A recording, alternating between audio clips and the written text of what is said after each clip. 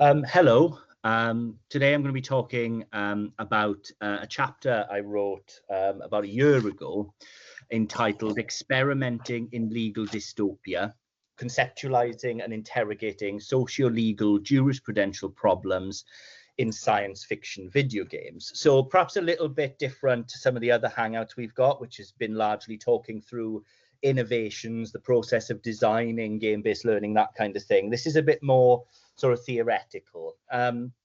Before I sort of begin formally talking about sort of the work in question, just by way of a little introduction for those of you that don't know me, I'm Craig Newbery-Jones. I'm formerly a professor of law at the University of Exeter, so I'm one of the co-founders and co-conveners of Legend as well, so I now sit on the committee. I do a fair bit of the sort of grunt work behind the scenes under Steve's direction. So I'm the one who's sat through and edited all the videos and that kind of thing. By way of background, I am an interdisciplinary scholar. My main research interests include legal pedagogy, specifically technology-enhanced learning, game-based learning, sort of employability education and transitional education in particular. I did a lot of work early in my career around that transition to university. But my background is in English legal history, particularly legal cultures or historical legal cultures, which I guess has been sort of the sort of trajectory of my career then really in sort of my research side of my career. So often to do with legal cultures, legal popular cultures, obviously focused on history as part of my PhD, moved into sort of more contemporary law in popular culture, and recently has taken a turn towards the science fiction. So I have a number of different publications in legal pedagogy and law and popular culture, and I'm currently part of the Law Futures project with Dr.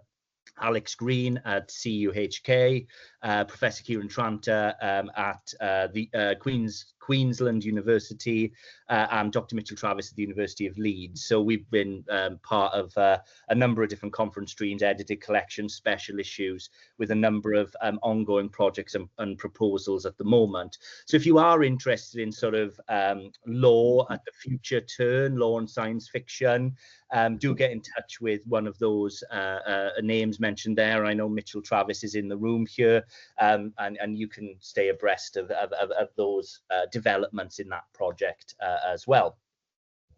Okay, so in this paper, I want to sort of present some of the principal arguments from my recent paper that examines the user experience in a range of popular video games and consider how these sources prompt the consumer to challenge or uphold often the dystopian status quo that features within them.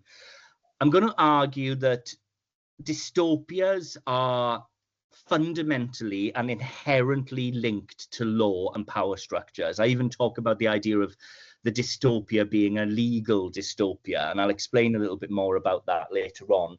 But when these sort of dystopian features occur within sort of video games, they often provide a space for active experimentation, as well as at least a site of sort of reflection, replication around socio-legal and jurisprudential themes. And so I'll be sort of arguing that video games can have a meaningful impact on the ability of consumers to transition perhaps such understandings from the life world of the game into their own life world. And in a way, I'll begin to sort of tease out some ideas that this could be seen in the context of public legal education. And something I've done for the last sort of decade or so is argue for more recognition of game texts as legal cultural artifacts. And I think the world has shifted. I think this group is a sort of demonstration of that. In that decade, is that sort of 10 years ago, there was very few people writing around this idea of law in video games, law and video games. But I think in the last decade, sort of the game more generally has found its way into legal scholarship. It certainly, as can be seen by the nearly 130 members of this network into legal education. And I think I'm going to sort of make a case a little bit more about us taking sort of games more seriously, in not just in what we do in pedagogy, but in the more sort of jurisprudence of culture, legal culture, as actual interesting artifacts in their own right. Okay, so to begin, I want to talk a little bit about this concept of the dystopia. Now, the dystopia is, I believe, fundamentally important and matters a lot to sort of contemporary studies in science fiction. The dystopia is a fundamental cornerstone of science fiction as a genre, whether we're talking about video games, movies, literature, TV series. The dystopia is a fundamental cornerstone in that. And often they act as cautionary tales about law, politics, technology, with motifs such as oppression, censorship, surveillance as key parts of that. Now, law is central to those sort of utopian and dystopian societies. When we're thinking of sort of oppressive regimes, they often exploit law to consolidate power. Resistance is framed as rebellion against sort of unjust law.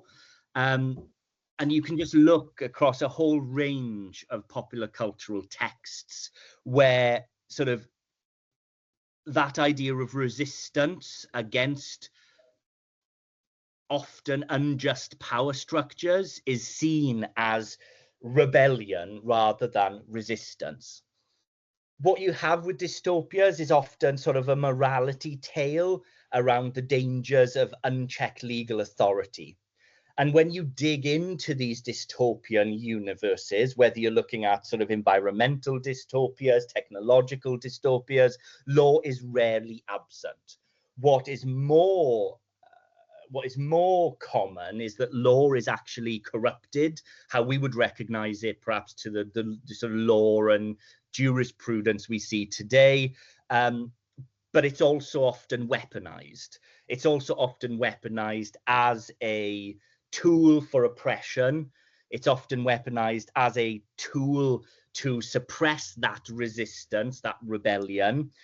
And it makes sense that law features heavily because it builds on this idea, the phrase utopia comes from Thomas More's Utopia, and law is a fundamental foundation of that. Yeah, dystopia inverts that sort of utopian legality. And if you've read Thomas More's work, there's so much emphasis based on sort of the power of law, understanding of law. It makes sense that dystopias inevitably grow from this idea of legality. And why do dystopias matter? Because they allow us an opportunity to reflect on our own society. Science fiction is really powerful, and sort of Mitch talked about this in 2011 in Making Space. It provides us a really good opportunity to reflect on our societies. And science fiction often draws on social, political, economic, cultural, environmental problems that are occurring in 21st century, 20th century society. Now, by way of definition, dystopia, sort of from a sort of literary and historical viewpoint, is often identified alongside this idea of a failed utopia, drawing on sort of the fears of totalitarianism and reflections on totalitarianism in the 21st century. And they're often typically regimes that are defined by extreme coercion, inequality, imprisonment, slavery. It can be argued there are three main conceptions of dystopias: the political dystopia, the environmental dystopia, and the technological dystopia. And I would argue to say that all of those have sort of legal underpinnings, legal realities, often as a solution to those different forms of challenges that have been faced by those individual societies within those different categories of the dystopia. Law is often then used as a tool for oppression, for asserting control. various different, the way in which ruling classes, ruling elites, the corporation ensures accordance in response to the challenges faced by that society as represented in science fiction. They're often fictional societies, but they have that link back to the challenges that we're facing. It's no surprise that the emergence of the environmental dystopia has been linked to sort of the changes to our environment and fears of global warming and climate change. As I've sort of mentioned, this idea of the legal dystopia, in my sort of my perspective and opinion, is that there is that fundamental connection between law and dystopia, and they feature heavily in science fiction. There is a centrality of jurisprudential themes and socio-legal concepts within dystopias and dystopian societies. And that often has grown from sort of the fears and reflections on our sort of issues with law and political power structures, often facilitated by law in the 21st century, and going back, looking earlier at the 20th century. You can sort of draw on two very common examples of Orwell and Atwood in that regard. Yeah, 1984, The Handmaid's Tale. What acts as a tool of oppression is often law. Yeah, law is weaponized to and corrupted to essentially inflict oppression on large swathes of the population. Judge Dredd is on the screen there. I've spoken about Judge Dredd previously, but when you sort of think about that idea of sort of the legal dystopia, nothing is more inherently pertinent to the world of Judge Dredd. What is it often and occurs throughout these imagined dystopian futures is that the rule of law is twisted, it is corrupted. And I think regardless of the classifications of dystopia, as I mentioned earlier on, whether it's political, environmental, technological, law is often then weaponized within there as well. I think at the fundamental base, when you look across these different ideas and conceptions of the dystopia across science fiction, law plays a fundamental part in birthing those dystopias, bringing those dystopias into being. Law is weaponized, the rule of law is twisted, and the law is used as a means of social and political control. To video games, why video games are so important. And I want to start there with a quote from Max Landis in Video Games, the Movie, which is a very interesting documentary about the growth and power of the video game. Computer games are intrinsically linked to our culture in a way that's irrevocable. I think from here on, it goes deeper. I think video games root deeper and deeper in everything we're doing until they're a part of lives in a way we don't even notice. Now, that was 2014. Fast forward to 2015, and we've seen that in a lot of ways come to pass. We've seen a real growth in immersion through virtual reality. We've seen a real growth in mobile games, as well as sort of in some ways, and I know Raphael talked about this quite a while ago, actually, of the mainstreaming of video games in a way probably unimagined even 10 years ago, with sort of the growth of Minecraft, Roblox, that kind of thing, for example. One pertinent example about that intersection, I think, with sort of culture, the dystopia and video games, became apparent after the sort of murder of Charlie Kirk recently, when there was a number of different, and I know there's conflicting stories around this, of messages inscribed on bullets. And one of those that I saw, and I don't know how verified this was essentially a code from Helldivers 2, which is why that's on the slide there. I think we're heading into a period where video games have perhaps moved out of mum's basements and they're much more in the hands of all of society.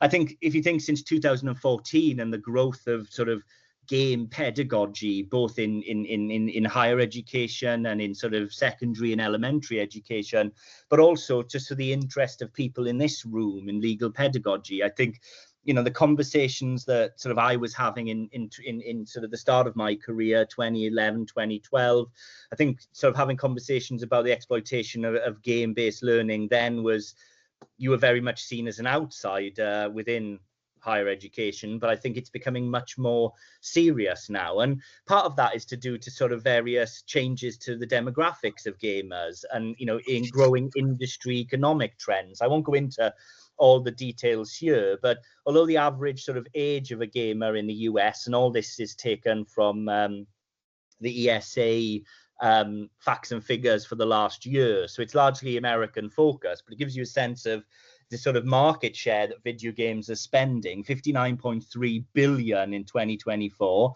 was consumer spending on video games, and if I remember, that far outstrips the facts and figures given by the movie organizations within America. It's essentially a bigger market share for consumers now than cinema, which is excellent for those that are interested in games.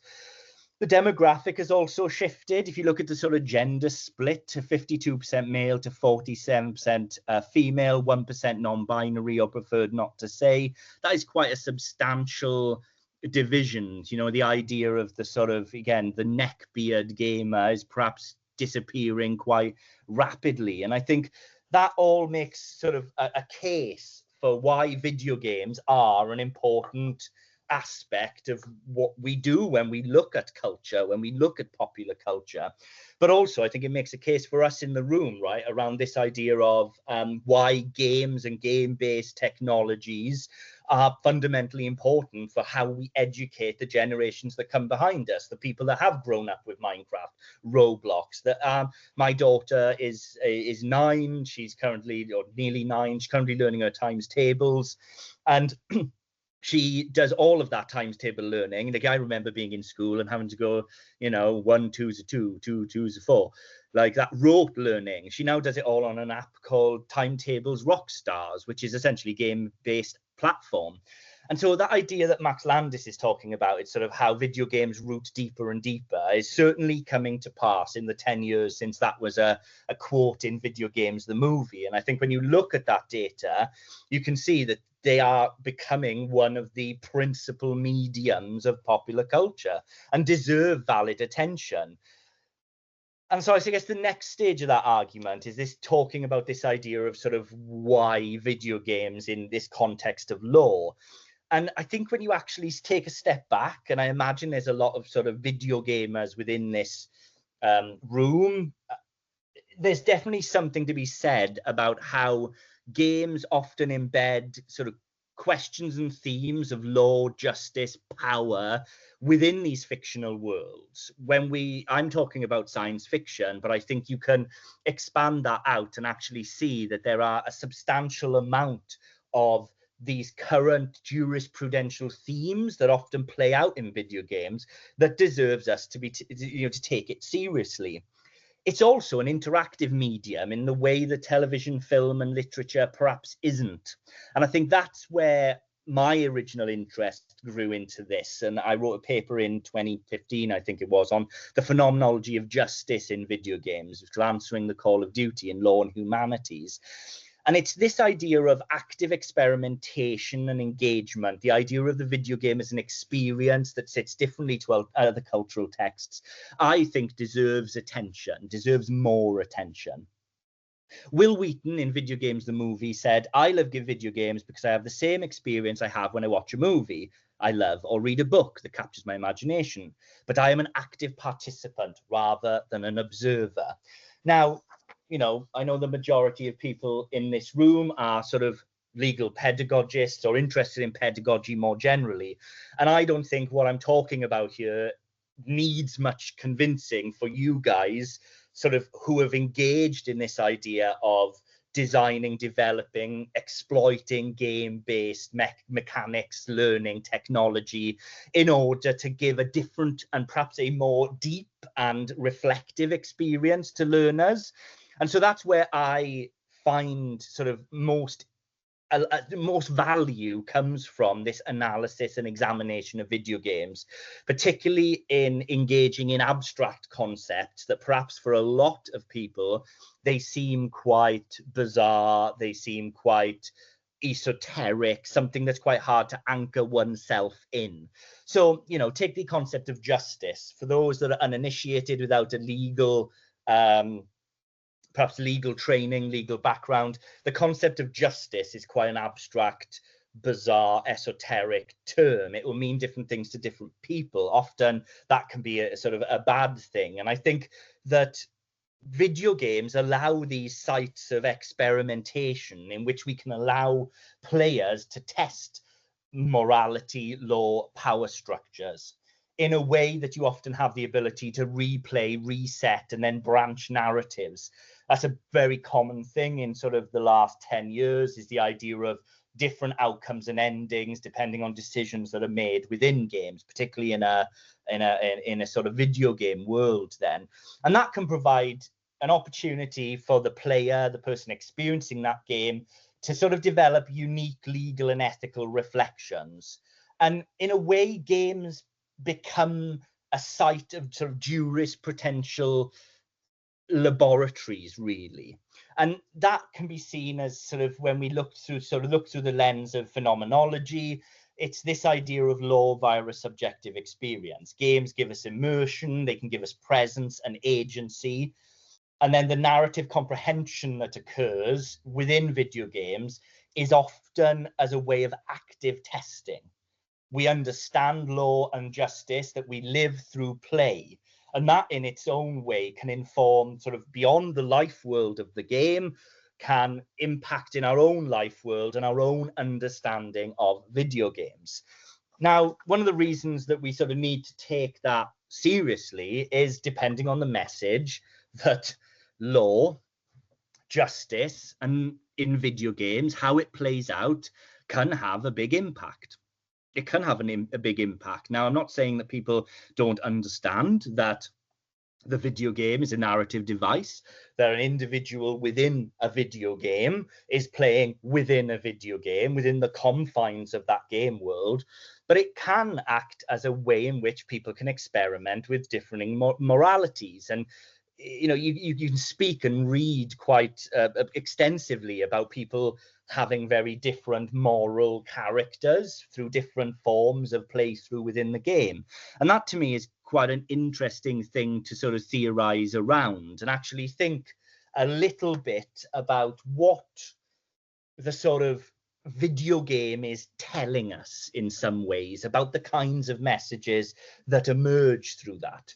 Now, I'm not going to go into detail in all these examples. They are illustrative, and I want to give time for other people to either ask questions, to have conversations, to give thoughts. Like, this is already out. This is not something I'm working on, although I'm constantly working on law and culture. So this is out. You can read this and we can have conversations later on, but I do want to give you time. So I'm just going to jump through a few key texts for us to sort of think about. And I think there's an opportunity for us to also think about how texts can be used, even in an illustrative, critical example within the sort of legal pedagogy that we have now. Like, I've used video games in the past to, and you know, this is just off the shelf stuff. This is not designed. This is sort of out the box video games, clips and that kind of thing, to actually think about what justice means in different contexts. And that was what I tried to do with the sort of recent blog. And this was an opportunity which Steve has already done. Thank you, Steve.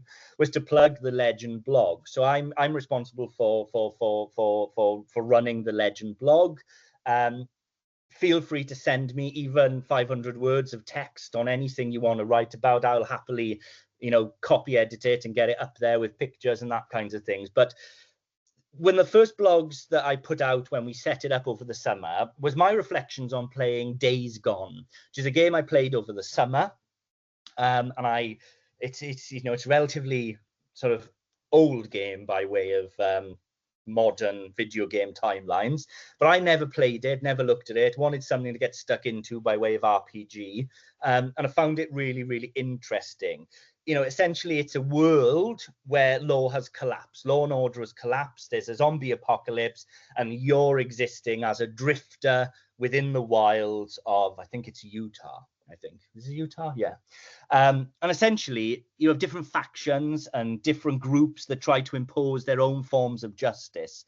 Now, each of these factions is arranged into a camp, and they all have sort of different conceptions of justice. There's those that are trying to sort of recreate an America of the past, which is actually more of a totalitarian dictatorship.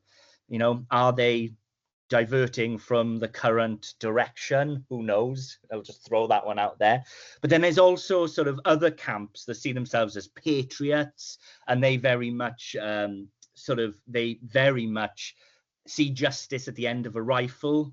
There's no real due process. The camp commander is responsible for sort of life and limb of those people, and is responsible as judge, jury, and executioner. But essentially what we have is a world where all due process has been abandoned. Nero, the last surviving government organization, is existing with sort of emergency powers that have provided it with so much individual power that they can be seen as the only government authority left. And there is no due process. There is no ability to challenge that. They are literally an emergency organization that is trying to maintain some semblance of survival, not order, survival. And, it poses a number of different real world questions, particularly what happens when law fails.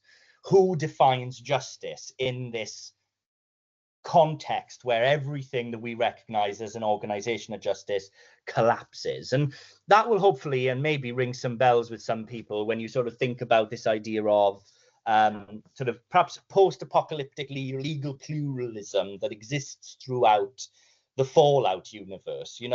There are different factions, they contest justice and authority, they have different orders around authority. And again, we're asking that question of what happens when law collapses in a survival context. Law could be seen in some areas of Fallout and within some factions as a tool of legitimacy. So the new Californian Republic models democracy and legal process. It does clearly reveal within those individual factions corruption, imperialism, overextension, but it does echo some real debates that sit around, particularly in sort of our postmodern world, around state building and the role of these organizations. But that's, flipping that on, there are a number of different, Caesar's Legion, for example, in Fallout, they codify slavery as a legal institution. Raises these questions around cultural relativism and universal rights, for example. But again, often, quite like Days Gone, this is a world where you have what is happening once law survives a collapse, or law doesn't survive the collapse. What emerges as a new legal order, with some reflections on what it looks like then to rebuild justice in the models of varying different political factions. I won't talk about all three of these in depth, but I definitely want to focus on Papers, Please and Frostpunk. Frostpunk is about to have an update, or it might very well have had an update quite recently, to Frostpunk 2. But I'll start with Papers, Please. So Papers, Please is, it's very sort of like 16-bit, it's very pixelated, but you essentially take the role of a border agent in a fictional totalitarian state. Now, you have to balance your own sort of duty alongside empathy, and you have different people coming through. There are different totalitarian edicts around who can get into the country, who has to be refused, are their passports in order, do they have the right paperwork? It raises a lot of questions, particularly in the current political context of the UK, around immigration, survival, the rights of people, particularly when you are balancing that within this idea of a totalitarian world. It's quite a shocking game in some ways. I think it's a really interesting thought experiment for students, but there are some substantial very questionable legal policies that are introduced by that totalitarian state that can provide a really interesting kicking off point for discussions with students around this idea.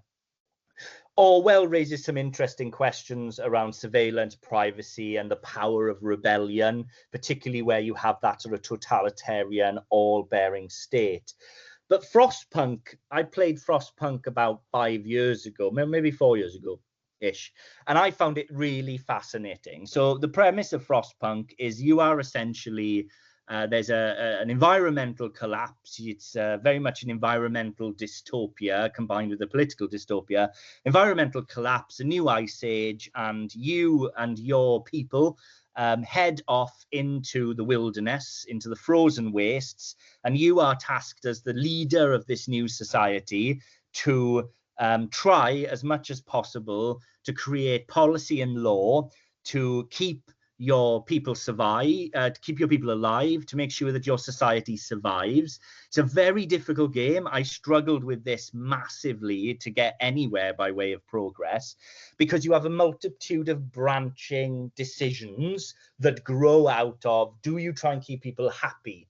Do you enforce law and order and you follow a route that essentially becomes totalitarianism, while having to make decisions around how you use resources, keep people fed, keep people warm?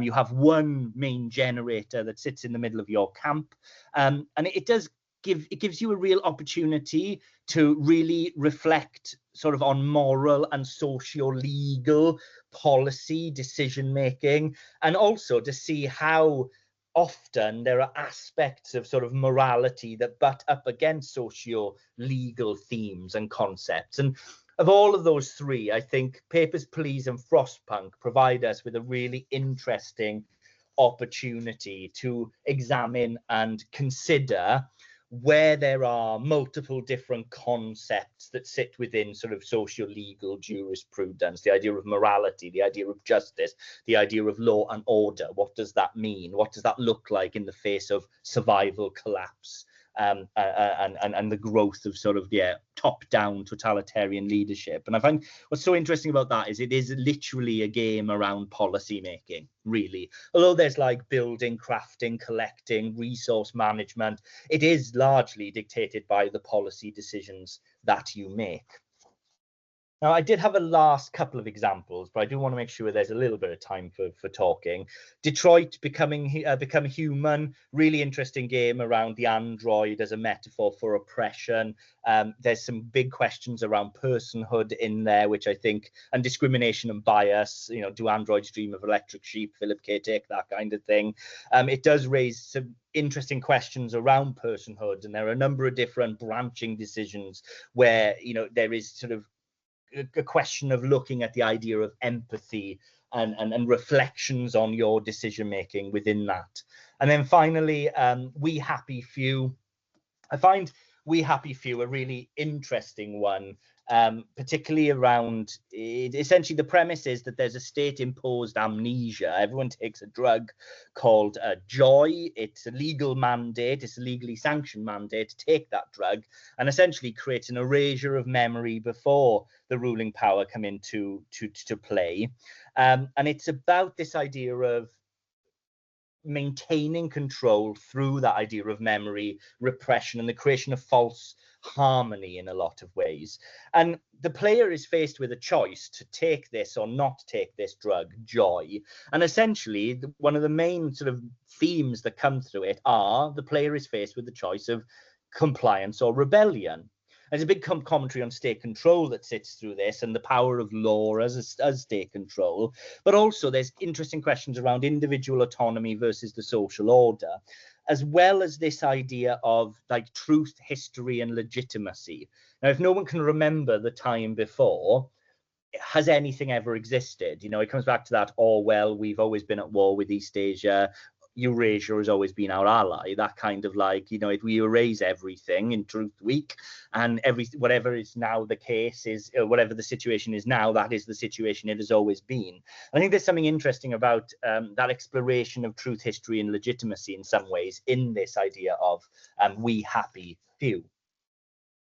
Now, just by way of concluding remarks, and I do go into those games in a bit more detail in the chapter, if you wanted to read that yourself, but by way of a few concluding remarks, and that's where I'm sort of bringing it together as this idea of games as public legal education, is that I think that we need to look at popular sources as the primary source in which the majority of our students and the public more generally receive a lot of their legal information, rightly or wrongly. How many students have we had in the last 10 years that have said they want to do law because they watch Suits?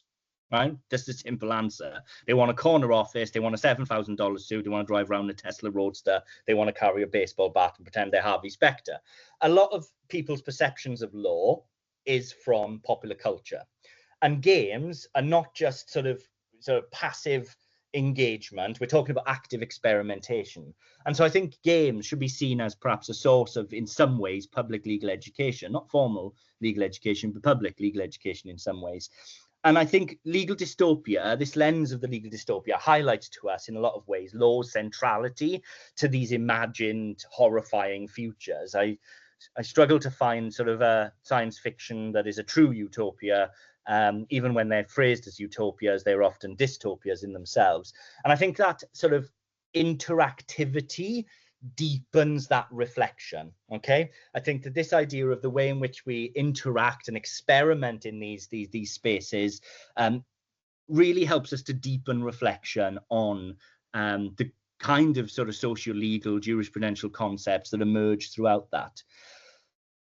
Engaging with video games in such a way often challenges our traditional conceptions of pedagogy as well. And I don't necessarily need to really speak to many people in this room because you're all sort of advocates for game-based learning, but it really does challenge and allow students to experiment and allow students to observe different forms of morality, different conceptions of the concepts that they're learning about, and potentially being able to